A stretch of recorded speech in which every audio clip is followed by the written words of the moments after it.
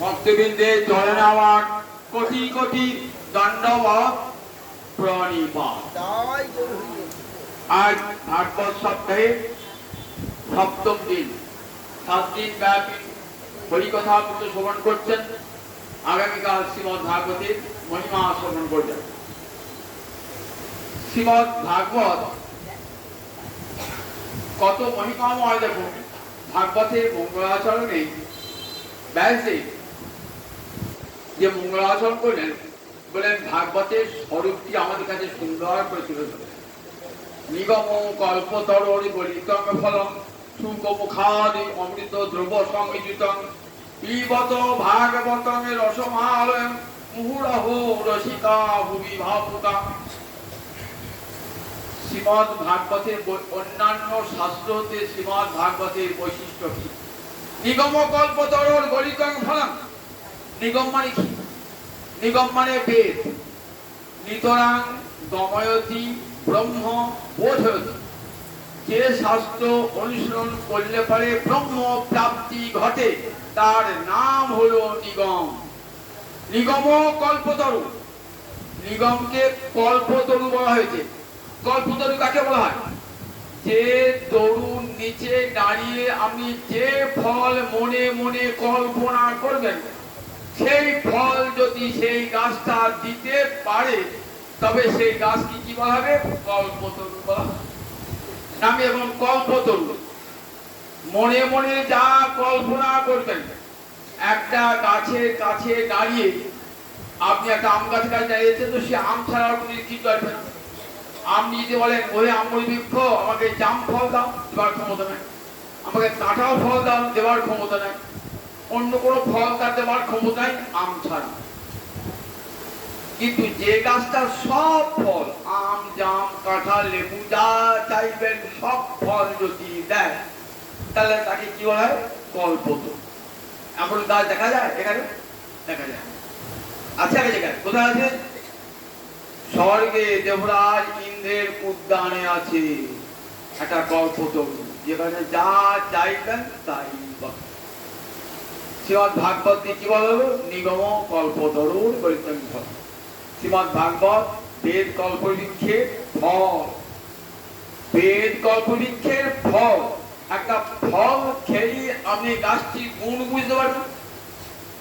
একটা পাকা আম পড়লো গাছ থেকে, তো আপনি গাছে ওই ছালটা চুষছেন, পাতাটা চুষছেন, ডালটা চুষছেন, কিছুই বলতে আম ফল কি দারুণ। জ্যৈষ্ঠী মাস আসুক, জ্যৈষ্ঠী মাস আষাঢ় মাস আসুক, গাছ তলায় বসে থাকো, যখন টুক করে আমটি পড়বে, পাকা আমটি একবার খেয়ে দেখুন ওই গাছটা কেমন, এই গাছটা কি সুন্দর ফল দান করে। ঠিক তেমনি ওই বেদ বৃক্ষের ফল হলো শ্রীমদ ভাগবত। বেদ যে কত সুন্দর, কত অমৃতময়, এই ভাগবত শুনলেই বোঝা যায়। নিগম কল্প গলিতং ফল গলিতং ফলম। ফলটা যদি একবারে সরাসরি পড়ে তাহলে কি হয়? ফেটে যাবে সম্ভব হয়। পাকা ফল তো পড়লে ফেটে যাবে, রসটা বেরিয়ে যাবে, ধুলো বালি ঢুকবে। কিন্তু ভাগবত ফলটা কেমন? ফলটা যদি গড়িয়ে গড়িয়ে আসে, একটা শাখা তারপরে শাখা নিচে নেমে দেখবে যেমন কাঠ তেমনি ফলটা অবিকৃত অবস্থায় রয়েছে। ভাগবত ফলটা কেমন? তা বলে একবার টপ করে পড়ে নাই গো। কি করে পড়েছে? শাখার পর শাখা গড়িয়ে গড়িয়ে গড়িয়ে গড়িয়ে তাই গলিতং ফলম।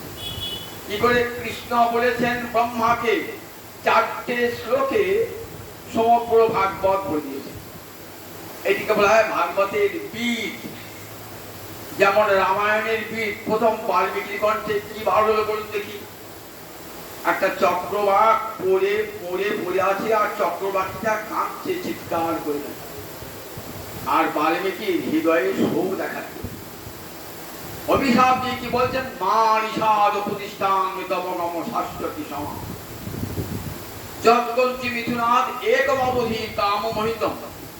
ওরে ব্যাগকে এত নিষ্ঠুর! ওই চক্রবাকটা তোর কি ক্ষতি করেছিল? আপন চক্রবাকীর সঙ্গে নিজ পত্নীর সঙ্গে সুখে বিহার করছিল, তাকে তুই হত্যা করলি? এত নিষ্ঠুর তুই! জীবনে তুই কোনোদিন শান্তি পাবি না। একজন শান্তি যদি নষ্ট করিস জীবনে কখনোই তুই শান্তি পাবি না। অন্তরটা বিষাদে হয়ে গেল। শোক থেকে এই চারি চরণ পার হলো। চারি চরণে একটি শ্লোক হয় সংস্কৃতি।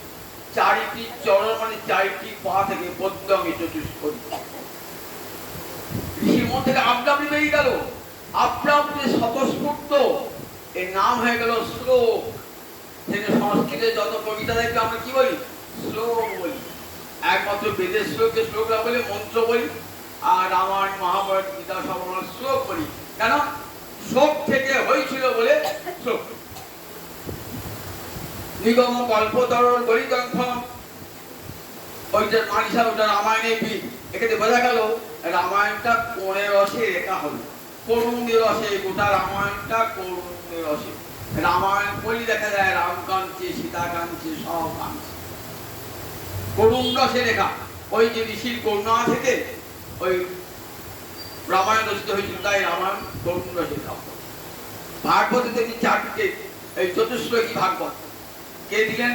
কৃষ্ণ দিলেন ব্রহ্মাকে। চারটে শ্লোকে শ্রীমদ ভাগবতের সব জ্ঞান, বিজ্ঞান, রহস্য, তদন্ত।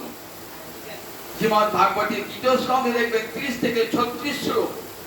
এই 7টা শ্লোকে ভাগবতের 4টি তত্ত্ব বলা হয়েছে। একেবারে চতুশ্লোক। এই চতুশ্লোকী ভাগবত প্রথম কৃষ্ণ দিলেন ব্রহ্মাকে। ব্রহ্মা দিলেন নারদকে, নারদ দিলেন ব্যাসকে, ব্যাস দিলেন শুককে, শুক দিলেন মহারাজ গলিয়ে গলিয়ে গলিয়ে না, তাহলে গলিয়ে গলিয়ে প্রথম কৃষ্ণ ওই ধরল, কি ফলটা পড়লো, কোথায় পড়লো? ব্রহ্মার কাছে পড়লো। ব্রহ্মা কুড়িয়ে এনে কাকে দিল? নারদকে দিল। নারদ কুড়িয়ে এনে কাকে দিল? ব্যাসকে দিল। ব্যাস এনে কাকে দিল? শুকদেবকে দিল। শুকদেব কাকে দিল? মহারাজ। তাহলে গড়িয়ে গড়িয়ে গড়িয়ে নিগম কল্পতরুর গলিতাঙ্ঘম। এখন শ্রীমদ ভাগবত শুনছেন তো? শ্রীমদ ভাগবতী কেমন দেখুন, বেদ কল্পে গলিত।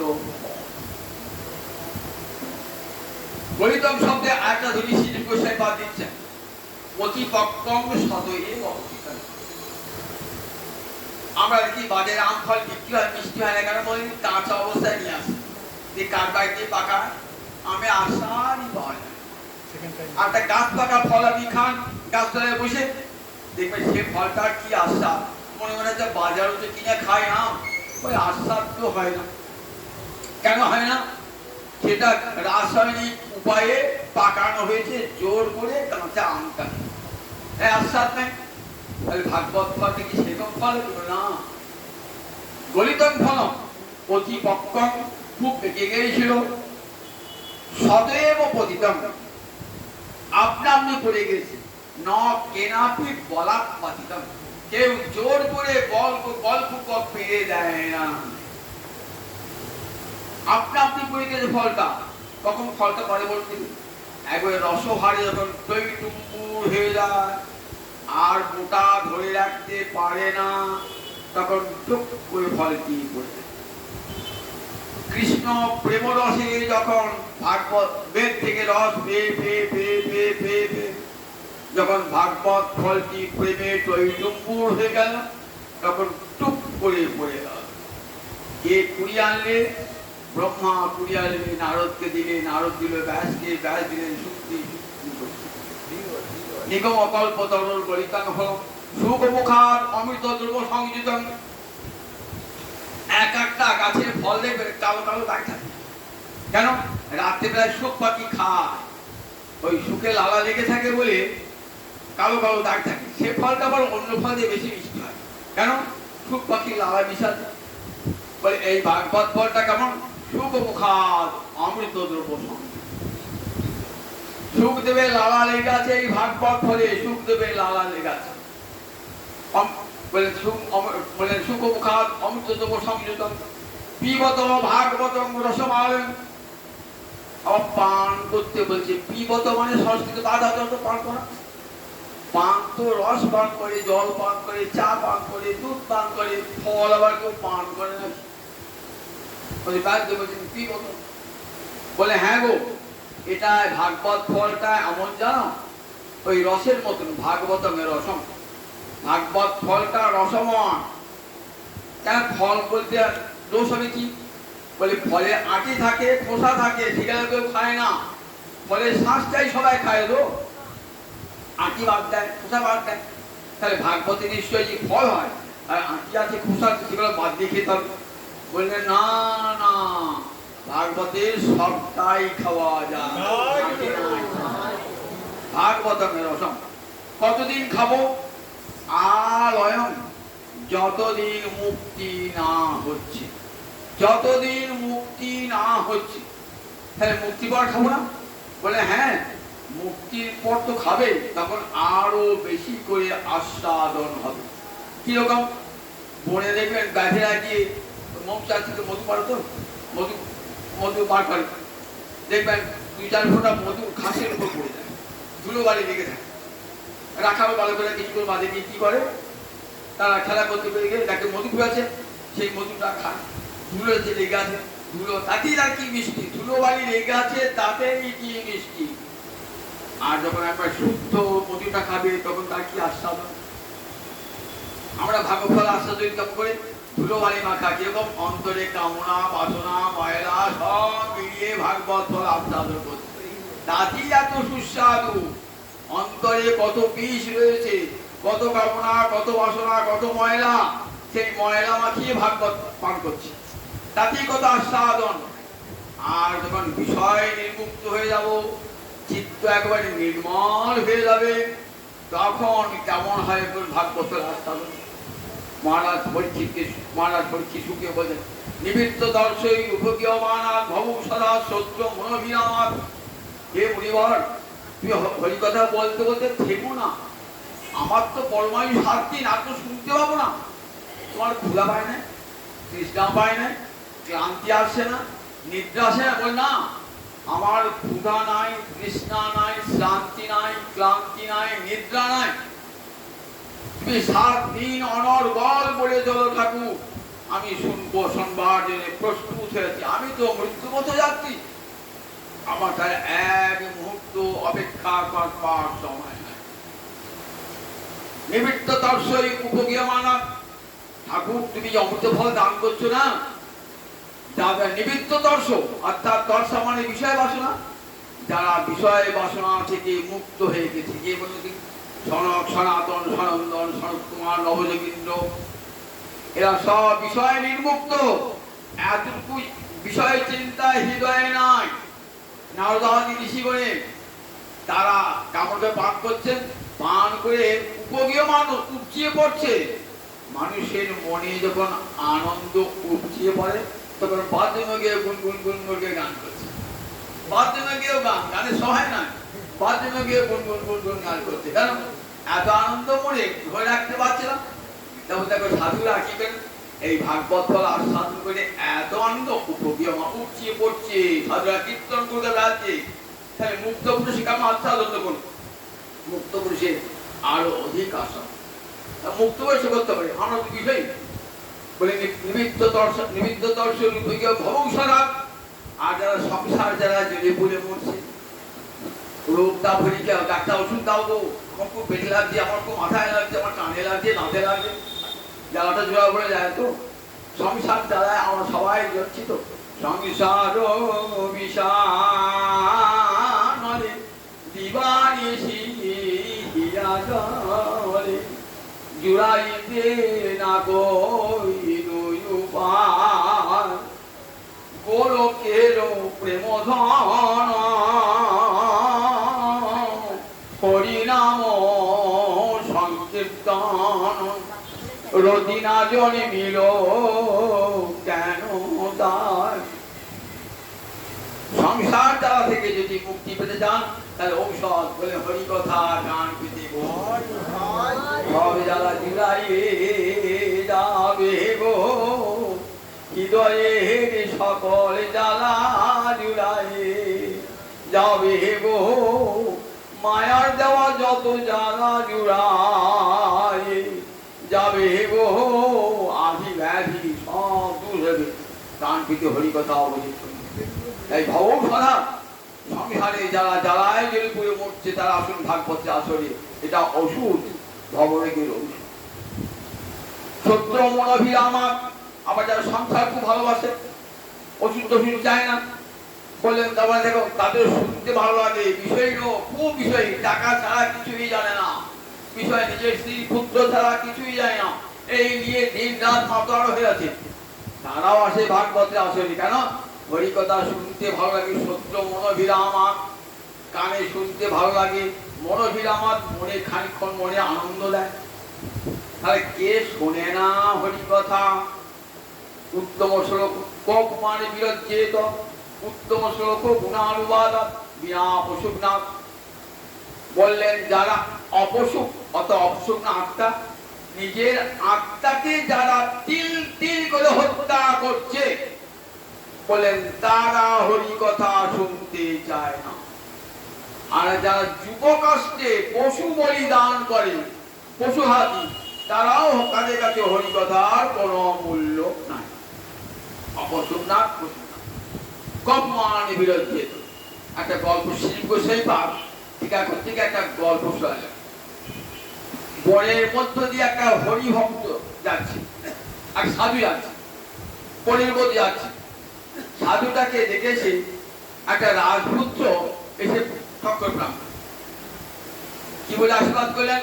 রাজপুত্র চিরঞ্জীব, ওই রাজপুত্র তুমি দীর্ঘজীবী হও। রাজপুত্র এসে প্রণাম করেছিল, সাধুটাকে প্রণাম করতে আশীর্বাদ করে, রাজপুত্র চিরঞ্জীব। একটা গিয়ে গেছেন একটা ঋষি পুত্র, যে তপস্যা করছে, উদ্দেশ্যে প্রণাম করে, মা জীব ঋষি পুত্র গো, ওই ঋষি পুত্র তুই বেশি দিন বেঁচো না, আশীর্বাদ করে গেল। একটা সাধু ফজিলবাজি হরিনাম করছিল, সে বেশি প্রণাম করল, জীববা মরবা সাধু, সাধু তুমি বাঁচতেও পারো মরতেও পারো। আর সেই জায়গায় ব্যাধ সে বলে স্বীকার করছিল, সে প্রাণ ঠুকে দিয়েছে। ব্যাধ মা জীব মা মরো, তুমি মরো না, তুমি বেঁচো না। চারজনেরকে আশীর্বাদ, 4 রকম আশীর্বাদ, এক সাধুর মুখে 4 জনকে 4 রকমের আশীর্বাদ। এই তাৎপর্য কি? আশীর্বাদটা একটা করে মঙ্গল মঙ্গল মঙ্গল হয়, আমরা 4 জনকে 4 রকম আশীর্বাদ। প্রথমে এলে রাজার ছেলেটা, রাজার ছেলে বিষয় ভোগ করছে, তো তাকে কি বললেন? রাজপুত্র চিরঞ্জীব, তুমি দীর্ঘজীবী হও, কারণ যতদিন বাঁচবে ততদিন তোমার এখানে বিষয় ভোগ হবে, মৃত্যুর পর তোমার আর কিছুই না। যারা বিষয় ভোগ করে এখানে টাকা পয়সা ধন দৌলত নিয়ে এই জন্ম হয়ে গেল শেষ, পরজন্মে গিয়ে শূন্য। তাই বললেন দেখো রাজপুত্র তুমি থাকবে, যতদিন বেঁচে থাকবে ততদিন তোমার সুখ। মা জীব ঋষিপুত্র গো, ঋষিপুত্র বেশি দিন বেঁচো না, এত কিছু সাধন তুমি ভিক্ষা করছো, তপস্যা করছো, ভিক্ষা লব্ধ অন্ন ভগবানকে লাগিয়ে খাচ্ছ, কত কষ্টে রয়েছে, সব সংসারে সকল সুখ ভোগ ত্যাগ করে তোমার জন্য সাধনা আছে অনন্ত বৈকুণ্ঠ ভোগ সামগ্রী, চিন্ময় ভোগ সামগ্রী তোমার জন্য সাধনা আছে, অনন্ত সম্পদের অধিকারী হবে তুমি, চিন্ময় সম্পদের অধিকারী হবে, বেশি দিন বেঁচো না। জীববা বড়বার সাধক খঞ্জনীবাজি যে হরিনাম করছেন, বলছে তুই বাঁচতেও পারো মরতে পারো, যতদিন বেঁচে থাকবে পরমানন্দে হরি কথা হরিনাম শুনে পরমানন্দে থাকবে, আমার মরে যাওয়ার পর গোলকে বৃন্দাবনে গিয়ে সেখানে রাধা মাধবের সেবা লাভ করে জীবন ধরে, তোমার এখানেও আছে তোমার ওখানেও আছে। ব্যাধ মা জীব মা মরো, ব্যাধ তুমি মরো না, তুই কিছু তোমার বাঁচলেও সুখ নাই, মরলেও সুখ নাই। বাচ্চ তুমি এখানে পশু হিংসা করছো, হিংসা করলি অন্তরটা জ্বলি পুড়ে মরে, আবার এত যে পশু নিধন করছো তার ফল তোমাকে পেতে হবে। সব পশু দাঁড়িয়ে আছে তোমাকে হত্যা করবার জন্য, অনন্ত নরক তোমাকে ভোগ করতে হবে, তাই তুমি মরো না, তুই বেঁচো না। এটা জিজ্ঞাসা করেছে কোন আমরা জ্ঞানী বিক্রমাদিত্য কথা শুনেছেন তো, বিক্রমাদিত্য খুব জ্ঞানী ছিলেন, তার বিক্রমাদিত্যকে একবার তাল বেতাল প্রশ্ন করেছিল, বলে উত্তর যদি দিতে পারো ভালো, নয় তোমার খাটটা মটকে দেবো। উত্তর কি প্রশ্ন করলেন? এখানে আছে সেখানে নাই, এখানে নাই সেখানে আছে, এখানেও আছে সেখানেও আছে, এখানে নাই সেখানে। তাহলে এখানে আছে সেখানে নাই, কাজে যারা বিষয়ী লোক তাদের এখানে আছে প্রচুর ধন দৌলত সম্পদ, কিন্তু ওখানে কিছুই নাই। এখানে আছে ওখানে নাই, উপর লোকে নাই। এখানে নাই কিন্তু ওখানে আছে, এখানে কিছু নাই, দরিদ্র হরিনাম করে খায়, ভিক্ষা করে খায়, ভগবানের সেবায় লাগিয়ে ভোগ লাগিয়ে খায়, অতি দরিদ্র হতভাগ্য বলে তার এখানে কিছু নাই, তার ওখানে আছে। এখানেও আছে ওখানেও আছে। তাদের সাধু যারা পবিত্র জীবন যাপন করছেন, ভগবানের নাম নিয়েছেন দিবারাত্র, তাদের এখানেও আছে ওখানেও আছে। আর কাদের এখানেও নাই ওখানেও নাই বলে হিংস্র মানুষ যারা, ব্যাধ সমান মানুষ, মনে যাদের হিংসা, পশুর মতো হিংসা, পাশবিক হিংসা যাদের হৃদয় জর্জরিত, তাদের এখানেও নাই ওখানেও নাই। শ্রীমদ্ ভাগবত দেখুন, বলেন দেখো জগতে কে হরিকথা শুনতে চায় না, জগতে সবাই হরিকথা শুনতে চায়। সেই ভাগবত ফল পিবত ভাগবতের রসম আলয় মুক্তি পড়ো, আস্বাদন হবে আরো বেশি করে। কাজকে ডাকছেন, বলছে মুহুরহ রসিকা ভুগি ভাবুকা, যারা ভাবুক কৃষ্ণ ভাবনায় যাদের চিত্ত ভাবিত, তারা আসুন ভাগবতে আসলে, কারণ সেখানে দর্শনের কথা তত্ত্বের কথা পাবে।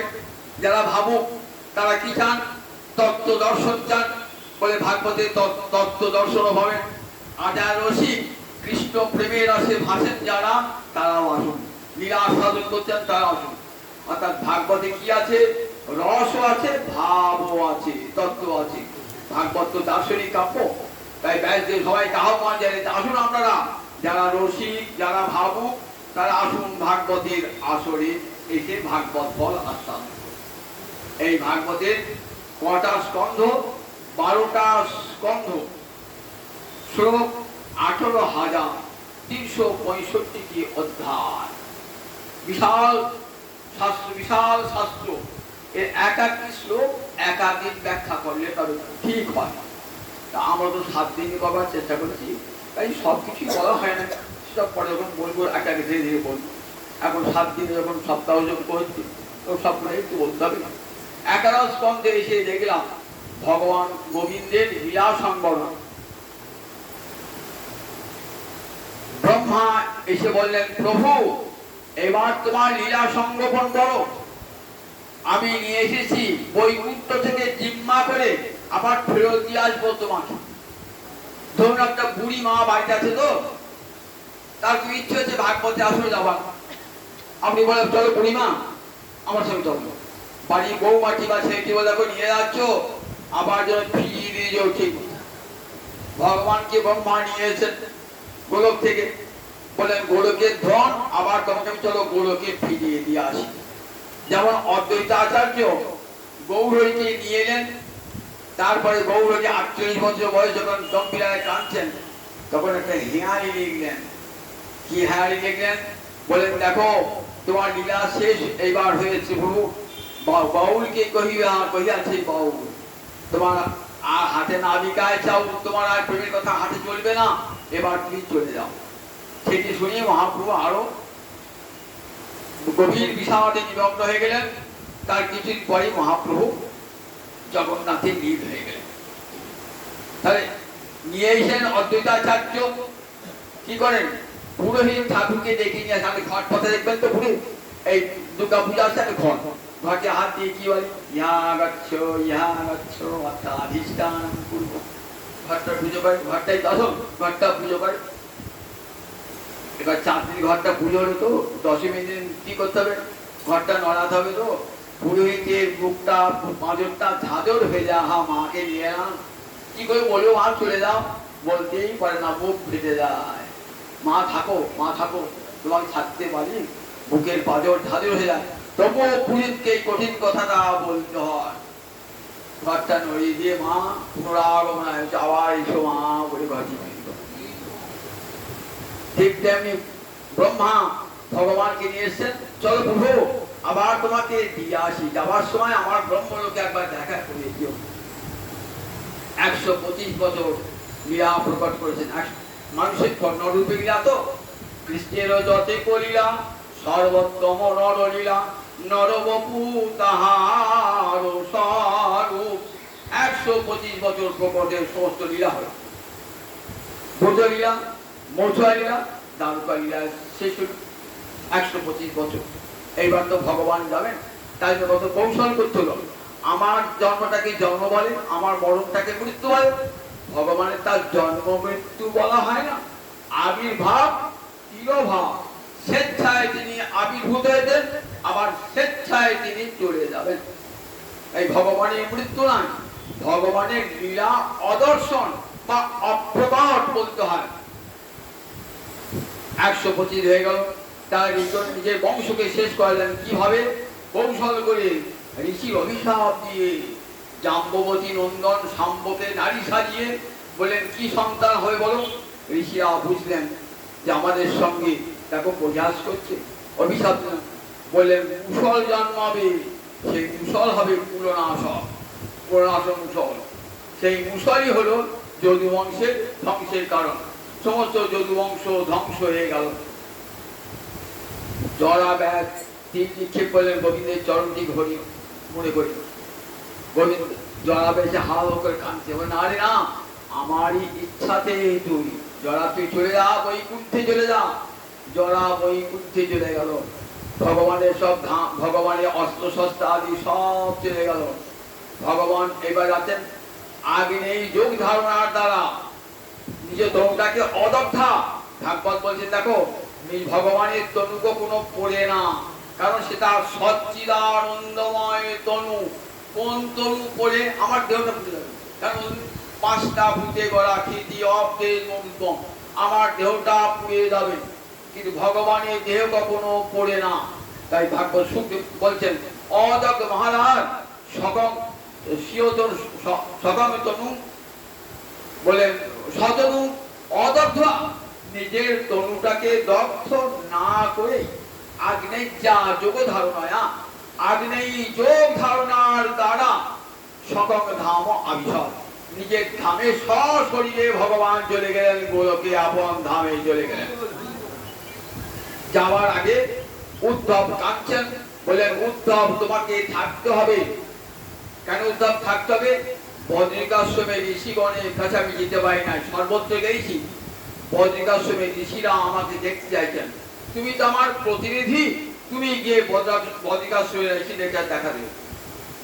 তাই যাবার আগে উদ্ধবকে বলে উদ্ধব তুমি আমার অত্যন্ত প্রিয় নির্জন, বৃষ্ণাং প্রবলমন্ত্রী কৃষ্ণস্য দ্বৈত সখা শিষ্য বৃহস্পতি সাক্ষাৎ উদ্ধব বুদ্ধি সত্তম। বৃষ্টি বংশের সর্বশ্রেষ্ঠ মন্ত্রী, কৃষ্ণের একান্ত প্রিয়তম সখা, ভগবানের সম্পর্কে ভাই হন আবার একান্ত প্রিয়তম সখা। উদ্ধব বুদ্ধিতে সাক্ষাৎ বৃহস্পতির ছাত্র, সেই উদ্ধবকে কত উপদেশ দান করলেন। ভাগবতের 11 স্কন্ধে দেখবো ভগবানের শেষ উপদেশ, গীতায় ভগবানের প্রথম উপদেশ, ভাগবতে ভগবানের শেষ উপদেশ। গীতায় কাকে উপদেশ দিয়েছেন? অর্জুনকে। আর ভাগবতে কাকে উপদেশ দিয়েছেন? উদ্ধবকে। ভাগবতে যে উদ্ধবকে সংবাদ, এটার নাম ভগবত উদ্ধব সংবাদ, ভগবত উদ্ধব সংবাদ। আরম্ভ করেছেন বসুদেবের গৃহে নারদ এসেছেন। বসুদেব সুখদেব বলছে মহারাজ বসুদেবের গৃহে নারদ এসেছেন। বসুদেবকে উত্তম আসনে বসিয়েছেন, বসে বলছেন হে দেবর্ষি পাদ, আমি ভগবানের কাছে কি চাইলাম, কত বৎসর তপস্যা করেছিলাম, দেব পরিমাণে সহস্র বৎসর তপস্যা করলাম, ভগবানের দেখা পেলাম। ভগবান যখন দেখা পেলাম তখন বললাম কি চাও, আমাকে জিজ্ঞাসা করলেন। আমি বললাম তোমার মতন পুত্র দাও। ভাগবতে কিছু জন্মেতে বসুদেব দেবকে নিজের জন্মের কথা বলছেন, বললেন তোমার মতন পুত্র দাও। সেই বলে আমার মতন তার পুত্র নয়, আমি তোমাদের পুত্র জন্মাবো, আমি কেন মুক্তি চেয়ে নিলাম না? তখন নারদ বলছেন বসুদেব আপনি কেন মুক্তি নেন না? মুক্তি চেয়ে যদি বড় জিনিস কেউ পায় তাহলে মুক্তি নেবে না মুক্তি চেয়ে বড় জিনিসটা নেবে? দেখুন আপনি ভগবানের সেবা না মুক্তি, কোনটা ভক্ত চায়? সেবা চায় না মুক্তি চায়? মুক্তি তো হয় আত্মসাৎ। সংসার জ্বালা সহ্য করতে পারছি না, তাই গোবিন্দ আমাকে মুক্তি দাও, আমাকে যেন আমার মায়ের পেটে আসতে না হয়।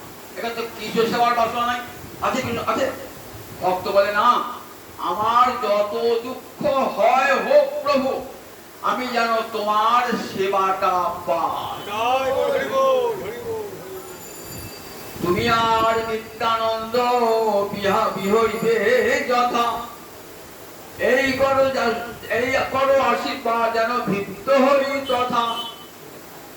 তুমি আর নিত্যানন্দ বিহরিবে যথা, আমি মুক্তি চাই না, যেখানে যেখানে তোমরা বিহার করবে আমি সেইখানে যেন ভিত্ত হয়ে জন্মাতে পারি। সীতা উদ্ধার হয়েছে, হনুমান এসেছেন, রাম রাবণের যুদ্ধ শেষ হয়ে গেছে, রাবণ বিনাশ হয়েছে, অযোধ্যায় এসেছেন, সবাইকে রামচন্দ্র কল্পতরু হয়েছেন, যে যা চাইছেন ভুক্তি মুক্তি সব দিচ্ছেন। হনুমান এসেছেন, কি নেবে বলো হনুমান? আমার এক হাতে ভুক্তি অর্থাৎ ভোগ বাসনা ঐশ্বর্য আছে, এক হাতে মুক্তি আছে, কোনটা নেবে? তুমি তো আমার শ্রেষ্ঠ ভক্ত, তোমাকে মুক্তি দিয়ে দেবো। বলছি ঠাকুর মুক্তি জিনিসটা কি? তোমাকে আর সংসারে আসতে হবে না, নেবে না? সংসারে আসতে হবে না, মায়ের পেটে আসতে হবে না, তোমার সেবা হবে।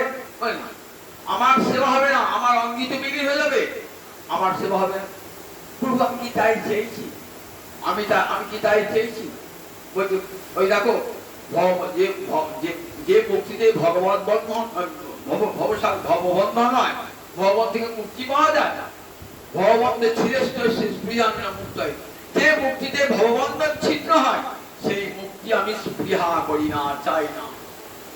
কি যা ভগবান প্রভু অহমেদাস তুমি আমার প্রভু হয়ে আসবে, আর আমি তোমার যুগ যুগ ধরে সেবা করব। প্রভু আমাকে আশীর্বাদ করো, আমার যত ভবযন্ত্রণা ভোগ হয় হোক, আমার কোনো দিক না, আমি যেন রাম সেবা করতে পারি জন্ম জন্মান্তর। ঠিক আছে? তাহলে কোনটা বড়, মুক্তি না প্রেম ভক্তি? কোনটা বড়? সেবা পাওয়া যায় প্রেম ভক্তিতে, প্রেমে কৃষ্ণার স্বাদ হলে ভবনাশ পায়। তাহলে যারা কৃষ্ণ ভক্তি কামনা করে মুক্তি পায় না, বললেন তারা তো মুক্তি অনায়াসে পেয়ে যায়। একটা লোক সূর্যের কাছে যাচ্ছে এক বস্তা অন্ধকার নিয়ে, যত সূর্যের কাছে যাবে না অন্ধকার আস্তে আস্তে সব পাওয়া যাচ্ছে। তার গোবিন্দের কাছে যখন যাবেন মুক্তি তো আপনি হয়ে যাবে, সংসার প্রধান থাকে নাকি? তাহলে প্রেমেতে কি পাওয়া যায়? মুক্তি তো পাওয়া যায়, উপরন্তু ভগবানকে পাওয়া যায়, ভগবানের সব পাওয়া যায়। তা আপনি কেমন করে ভগবানকে সেবা করেছেন? পুত্র রূপে তার সেবা করেছেন, পুত্র রূপে তার সেবা করেছেন। কত বড় বাৎসল্য রসের অধিকারী আপনি, নিজের গোবিন্দকে পুত্র পেয়েছেন, আবার মুক্তি চাইছেন। তখন দেবর্ষী নারদ শোনালেন অপূর্ব নবযোগীন্দ্র সংবাদ। নিমি রাজা, ত্রেতা যুগের রাজা, ত্রেতা যুগে রামচন্দ্রের পূর্বপুরুষ নিমি রাজা বিশাল যজ্ঞ করেছেন। সেই যজ্ঞ ক্ষেত্রে একে একে 9 জন যোগীন্দ্র আসে। সেই যোগীন্দ্র এসে 9 জন যোগীন্দ্রকে 9টি প্রশ্ন করছেন, আর একটি করে প্রশ্নের উত্তর দিয়ে যোগীন্দ্র চলে। যোগীন্দ্র মানে ভগবানের সঙ্গে যারা সব সময় যুক্ত হয়ে রয়েছে তাদের বলছেন শ্রেষ্ঠ যোগীন্দ্র। এরা রাজর্ষি ভরতের 9 জন ভাই, রাজা ঋষভদেবের পুত্র, জয়ন্তীর পুত্র। ঋষভদেবের বিয়ে হয়েছে কার সঙ্গে? ইন্দ্রকন্যা জয়ন্তীর সঙ্গে, একে জয়ন্তেও বলা হতো। এরা একজনকে আসছেন, উত্তর দিয়ে চলে যাচ্ছে। জিজ্ঞাসা করছেন প্রথম যে যোগীন্দ্র, কবি যোগীন্দ্র, ধর্মান ভাগবতান ভূত, ভাগবত ধর্মের কথা বল, যদি আমি শোনার যোগ্য হই। ঠিক আছে? রাজা কত বিনয়ী, চরণ ধুয়ে দিয়েছেন। সঙ্গে সঙ্গে প্রশ্ন, আমরা বাড়ি থেকে এলো আর সঙ্গে সঙ্গে যদি প্রশ্ন করেন, একটু বস দিলে না, একটু চা খেয়ে দিলে না, একটু শরবত খেয়ে দিলে না, এই প্রশ্ন। বললেন তোমার তো থাকবে না, কতক্ষণ থাকবে? একটা গায়ে দোয়াতে যত সময় লাগছে। তাই আমার কথা জেনে আগে ভালো করে, আগে ঋষিকে বসিয়েছেন। জানেন ঋষি কিছু খাবেও না, কিছু নেবেও না, শুধু এসেছে আমাকে মঙ্গল সাধন করতে হবে। তাই জেনে ভালো করে, ধর্মান ভাগবতান ভূত, যদি না সুদয় ক্ষম, আমি এ শোনবার যোগ্য হইব। তারপরে বলছি শোনো, কাকে ভাগবত ধর্ম বলে? যে বই ভগবতা প্রক্তা উপায়াধ্যাত্ম লব্ধ। যে ধর্মের কথা ভগবান নিজে বলেছেন তাকে বলে ভাগবত ধর্ম। যে বই ভগবতা প্রক্তা, যেটা ভগবান নিজে বলেছেন যে ধর্মের কথা, সেটা হলো ভাগবত ধর্ম। আর উপায়াধ্যাত্ম লব্ধ, যে উপায়ের দ্বারা ভগবানকে পাওয়া যায় সেটা হলো ভাগবত ধর্ম। যে উপায়ে মুক্তি পাওয়া যায় সে ভাগবত ধর্ম নয়। যে উপায়ে ভগবান কথায় ভাগবত ধর্মের দুটি লক্ষণ, একটি ভগবান বলেছেন, আর দ্বিতীয় লক্ষণ হলো যে ধর্মের দ্বারা ভগবানকেই পাওয়া যায়, মুক্তি ভুক্তি নয়, ভগবানকেই পাওয়া যায়, তাকে বলে ভাগবত ধর্ম। তাহলে এই ভক্তিশাস্ত্র ভাগবত ধর্মের কোন ধর্মের কথা আছে? ভাগবত ধর্মের কথা। দেখুন পৃথিবীতে যত শাস্ত্র আছে মুক্তিতে শেষ, আর মুক্তির বেশি কিছু বলা নাই। শ্রীমদ্ ভাগবত অদ্ভুত সংবাদ দিয়েছেন, মুক্তির উপরে প্রেম ভক্তি। আমার মহাপ্রভু যদি না আসতেন তাহলে কি প্রেম ভক্তির কথা আমরা জানতে পারতাম? আমার মহাপ্রভু করুণা করে সেই মুক্তি ভক্তি এই প্রেম ভক্তির সংবাদ দিলেন।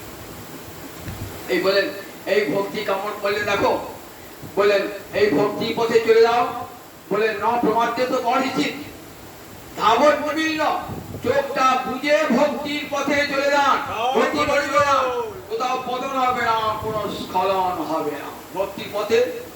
বললেন অঞ্জপুংসাং অবিদিশাং, যারা লেখাপড়া জানে না, যারা অতি নিচে পড়ে আছে, হীন হয়ে পড়ে আছে, পতিত অধম পামর, তারাও এক মুহূর্তে সংসার সাগর পার হয়ে যাবে এই ভাগবত ধর্মের দ্বারা।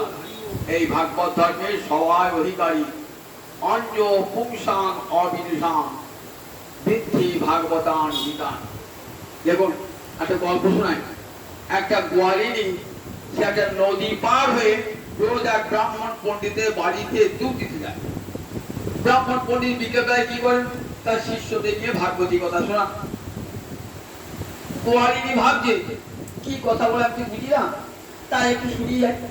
সেদিন হরিনামের মহিমা বলছেন যে হরিনাম করলে পারে কি হয়, ভবসাগর পার হওয়া যায়। গোয়ালিনী লেখাপড়া টাকাপড়া জানে না, কিন্তু অন্তরে দৃঢ় বিশ্বাস যে হরিনাম করলে পরে সংসার সাগর পার হওয়া যায়। সন্ধ্যে শুনতে শুনতে আরো তন্ময় শুনছেন না, সন্ধ্যে হয়ে গেছে, খেয়া বন্ধ। দেখছেন নদী পাখি কেবল নদী পার হবো, মনে হয় ভাবছেন সাগর পার হওয়া যায় হরিনামে, নদী পার হওয়া যাবে। হরে কৃষ্ণ কৃষ্ণ কৃষ্ণ হরে হরে, হরে রাম রাম রাম হরে হরে, এই বলি নদীতে ঝাঁপ দিয়ে দিয়েছেন, এক মুহূর্তে নদী পার হয়ে গেছে।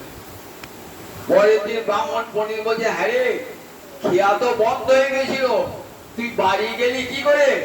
কেন ঠাকুর, তুমি যে বললে হরিনামে সংসার সমুদ্র পার হয়ে যায়, ক্ষুদ্র নদী পার হতে পারবো না, আমি তো হরিনামের ওই ক্ষুদ্র নদী পার হয়েছি।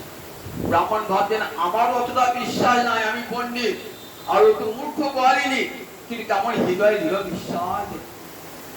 তাই ভক্তি ধর্মে সবার অধিকার।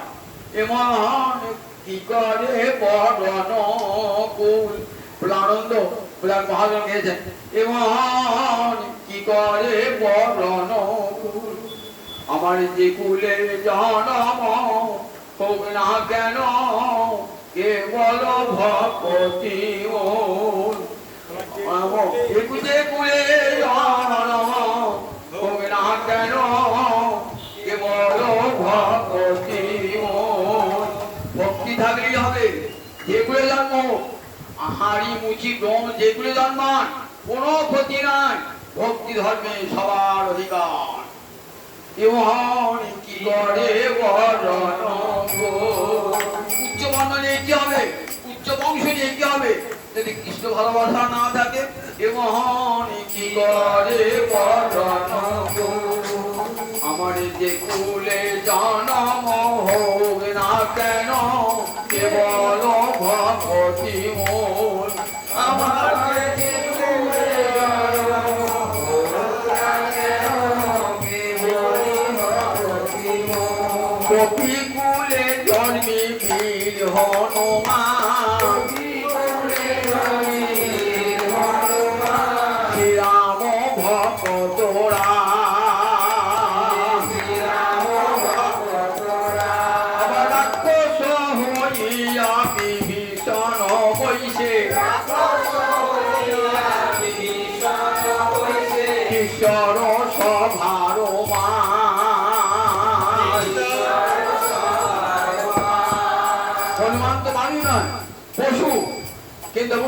আমরা মানুষে হনুমানকে প্রণাম করি, দেবতারা হনুমানকে প্রণাম করে।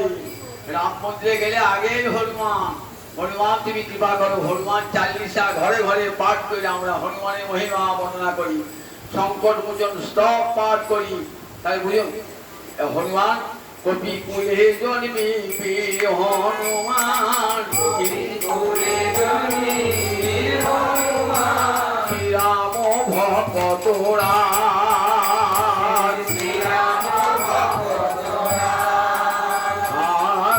রাক্ষস হইয়া বিভীষণ বৈশে, ঈশ্বর সভার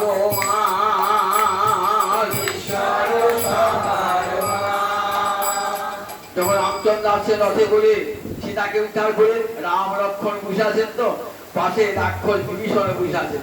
রাক্ষস হইয়া বিভীষণ বৈশে, ঈশ্বর সভার মান।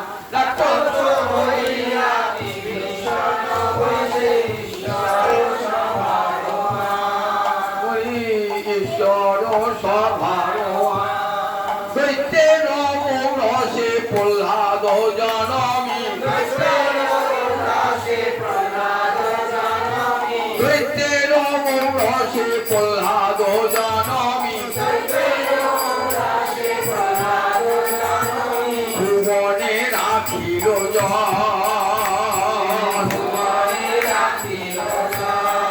আমার স্ফটিক স্তম্ভেতে প্রকট নর হরি, হইয়া যাহার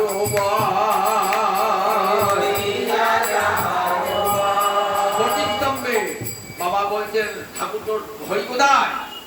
স্তম্ভ আছে, দেখো বিদা স্ফটিক স্তম্ভেতে প্রকট নর হরি, হইয়া যাহার বল। করোনা কি কুলি বিদুরের ছিল, খাইল যাহার ঘরে,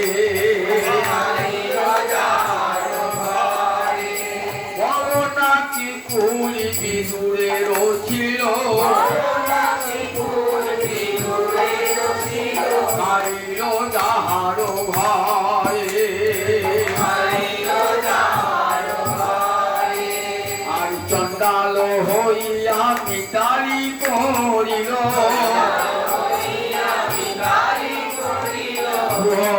চণ্ডাল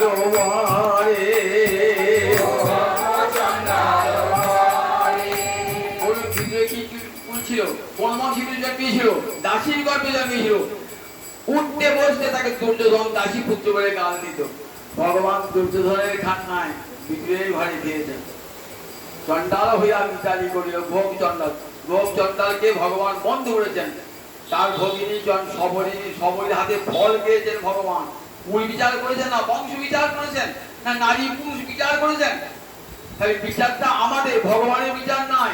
ভগবান যে দেব আমাকে পত্রং পুষ্পং ফলমে তোয়ং জমে ভক্তা প্রযচ্ছতি তদহং ভক্তু বেদম অস্নামি পূজতাত্মনম। পত্র পুষ্প ফল জল যে আমাকে ভক্তি ভরে দেয়, আমি তার দেওয়া সেই পত্র পুষ্প ফল জল পরমাদরে গ্রহণ করে থাকি। দেখো না কেমন করিল সাধনা গোকুলে গোপের নারী,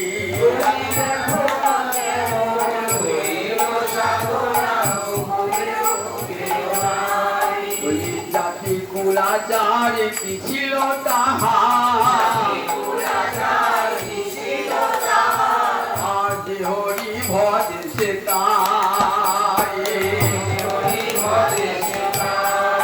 আমার শ্রীকৃষ্ণ ভজনে সবে অধিকারী,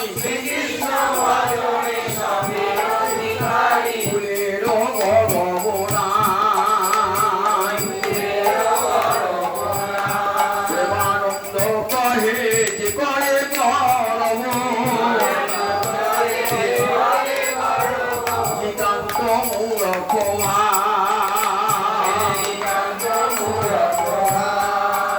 ভাগবত থেকে জানতে পারছি আমরা। দেখুন যে ভগবানের কাছে কোনো বিচার নাই। বংশ কুল ভগবান থেকে এর হাতে খাবো, তার হাতে খাবো, নারী পুরুষ বিচার করি না, নারীর হাতে খাবো না, পুরুষের হাতে খাবো। এ তো ভগবান বলেছেন যে আমাকে দেবে ও চণ্ডালিনী সবুজ 4 বর্ণের বাইরে পরমাদরে রামচন্দ্র তার হাতকে। তাহলে ভগবানকে সবাই ভোগ দেবেন, সবার অধিকার।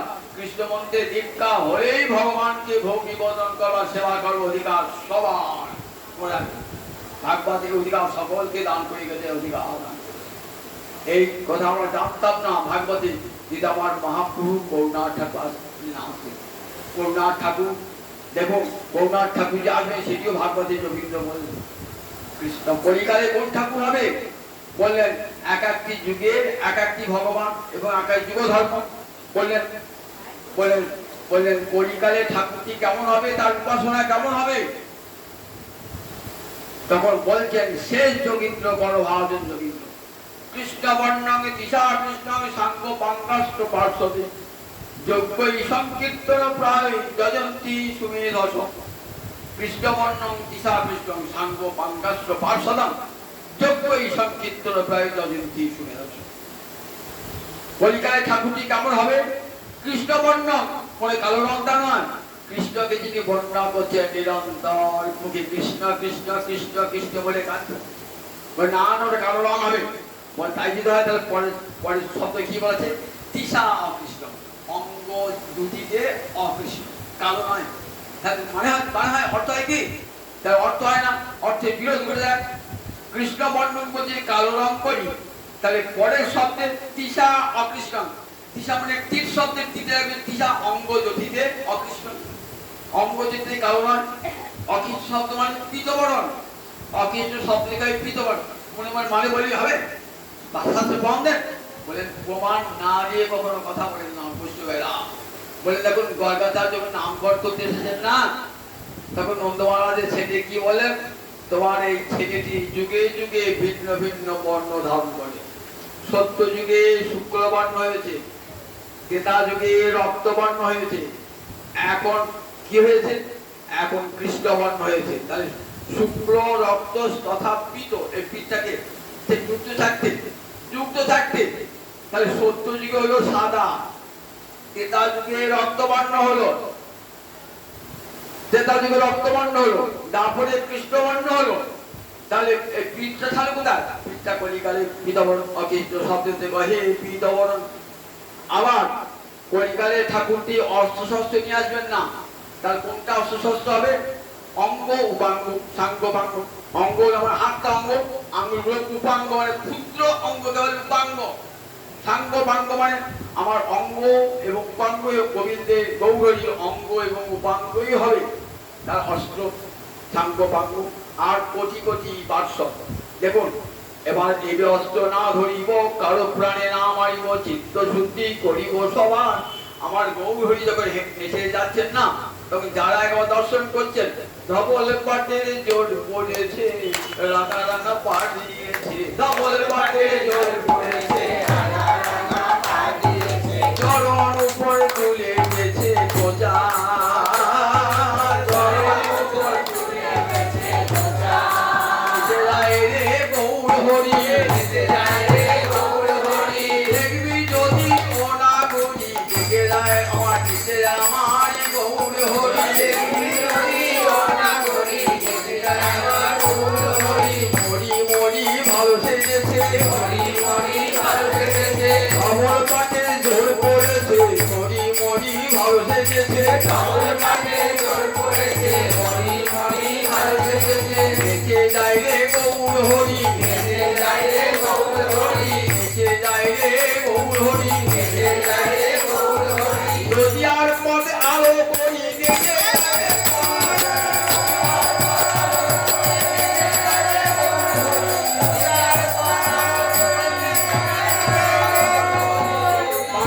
সোনার নুপুর বেজে গেছে মধুর মধুর, সোনার নুপুর রূপ দেখিতে ভুবন মোরসা, রূপ দেখিতে ভুবন মোরসা, রূপ দেখিতে ভুবন মোরসা, ভুবন মোরসা। নুপুর বাজে মধুর মধুর, নুপুর বাজে মধুর মধুর, নুপুর বাজে মধুর মধুর, নুপুর বাজে মধুর মধুর। চরণ পেয়ে পড়ায় মধু নুপুর বাজে মধুর মধুর চরণ পেয়ে পরাণ মধুর নুপুর বাজে মধুর মধুর চরণ পেয়ে পরাণ মধু নুপুর বাজে মধুর মধুর চরণ পেয়ে পরাণ মধুর নুপুর বাজে মধুর মধুর মন মজাতে নদিয়া মধু নুপুর বাজে মধুর মধুর মন মজাতে নদিয়া মধুর নুপুর বাজে মধুর মধুর মন মজাতে নদিয়া মধু নুপুর বাজে মধুর মধুর মন মজাতে নদিয়া মধুর নুপুর বাজে মধুর মধুর দিগল দিগল চাদর চুল তাই বেঁধেছে চাপার ফুল দিগল দিগল চাকর চুল তাই বেঁধেছে চাপার ফুল দিগল দিগল চাদর চুল তাই বেঁধেছে চাপার ফুল দিগল দিগল চাকর চুল তাই বেঁধেছে চাপার ফুল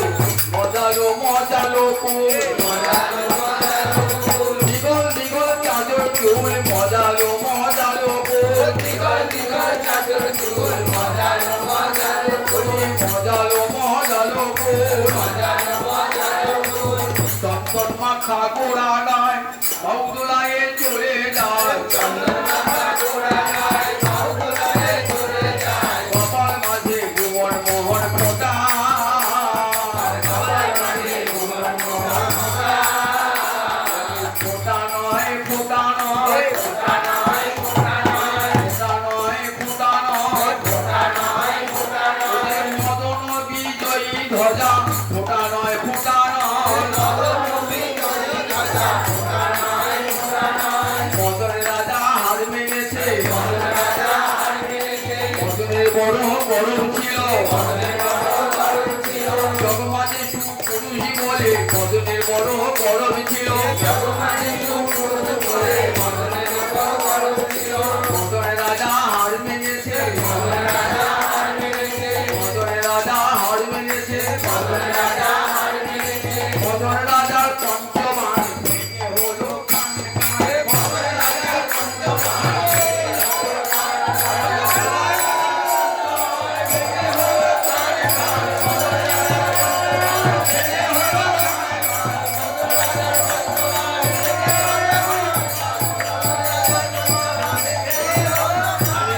বলিতে যে ঠাকুরটি আসবে এরকম বলে গেলে আগে কত আগে যজ্ঞই সংকীর্তনকারী যজন্তী সুমেধস কোন যজ্ঞে তার আরাধনা হবে বলে তাকে তো যজ্ঞে ফুল তুলসী কি হবে সেই যজ্ঞে থাকবে সংকীর্তন প্রধান যজ্ঞ আমার গৌরাঙ্গ হরি সংকীর্তন প্রধান যজ্ঞ হবে তার উপাসনা সবচেয়ে সংকীর্তন যদি না থাকে তাহলে গৌর উপাসনা হবে না আদিতে মধ্যে অন্তে সর্বত্র আমার গৌর হরি উপাসনা সংকীর্তন তাই জানিয়ে দিয়ে গেলেন শ্রীমদ ভাগবতী মহাপ্রভু আসবেন কেমন নাম সংকীর্তন দিয়ে তাই ভাগবতী শেষ নাম সংকীর্তন নিজস্ব সর্বপাপ প্রণাশনম বললেন নাম সংকীর্তন নিজস্ব সর্বপাপ প্রণাশনম প্রণাম দুঃখ সমন তং নমামি হরি পরম শেষ ভাগবতী শেষ শ্লোক তং নমামি হরি পরম বললেন দেখো যার নাম করলে পারে সব পাপ ধ্বংস হয়ে যায় আর যাকে একটা প্রণাম করলে পারে যত দুঃখের বিনাশ হয়ে যায় বিনাশ হয়ে যায় তাই তাই যেন জগৎ বিজয়ী হয়ে নাম দিয়েছে ভজ গৌরাঙ্গ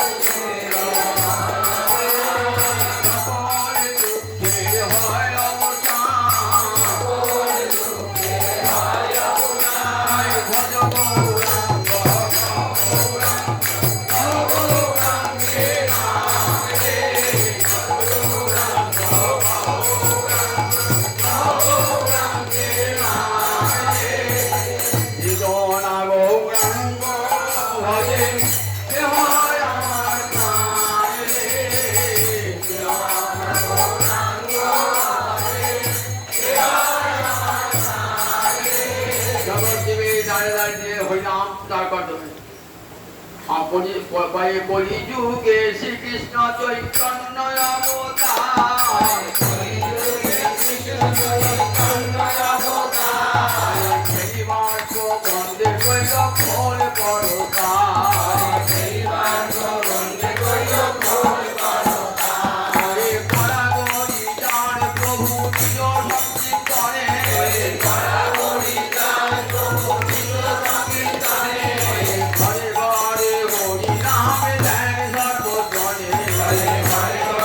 হরি নাম দেন সর্বজনে, উচ্চৈঃস্বরে কাঁদে ভ্রমর জীবের লাগিয়া,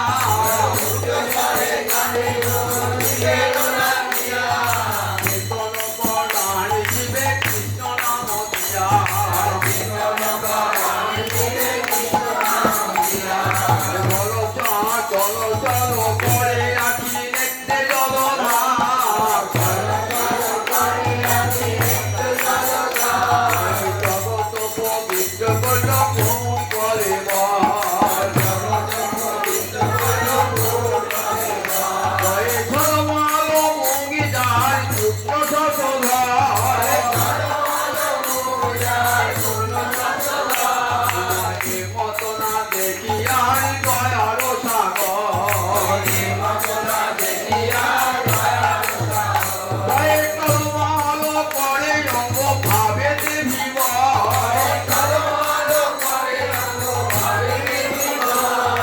চমকি চমকি যায় বলে হরি ও,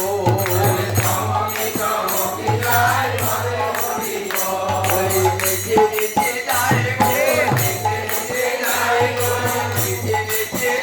গো, নেচে নেচে যায় গো, বাহু তুলে হরি বলে নেচে নেচে যায় গো, বাহু তুলে হরি বলে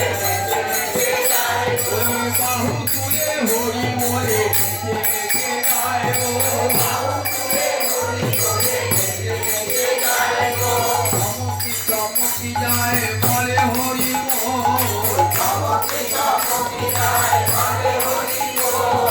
গৌরী গোপী নদীর প্রতি অনুপরে, ঢলিয়া ঢলিয়া পরে গদা ধরে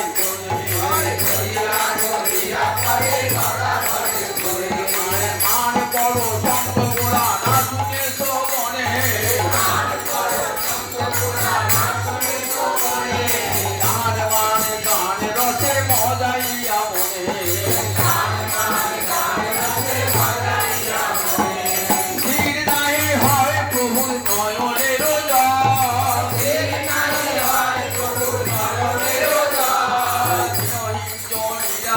ঘরিয়া দেন গোল, ভয়ে ফেরাইয়া পুরবতী রীতি পর সঙ্গ, না জানি কাহার ভাবে হইলা ত্রিভঙ্গ, ভয়ে প্রেম রসে ভাসাইলা পথির সংসার,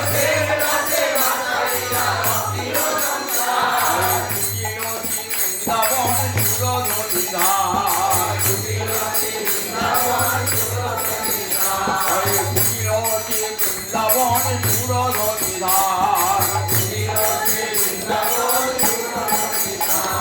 ব্রহ্মা মহেশ্বর যারে করে অন্বেষণ, ভাবিয়ানা পান যারে সত্য বদন, মন্ত মাতঙ্গ গতি মৃদুমন্দ হাত, যশোমতী মাতা যার ভুবনে প্রকাশ, রতিমতী সমরূপ অতি মনোরম,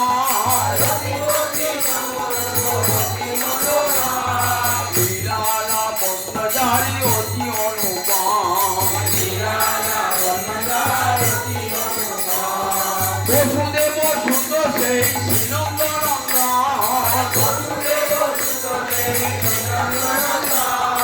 অচির নন্দন দেবে বলে সর্বজন,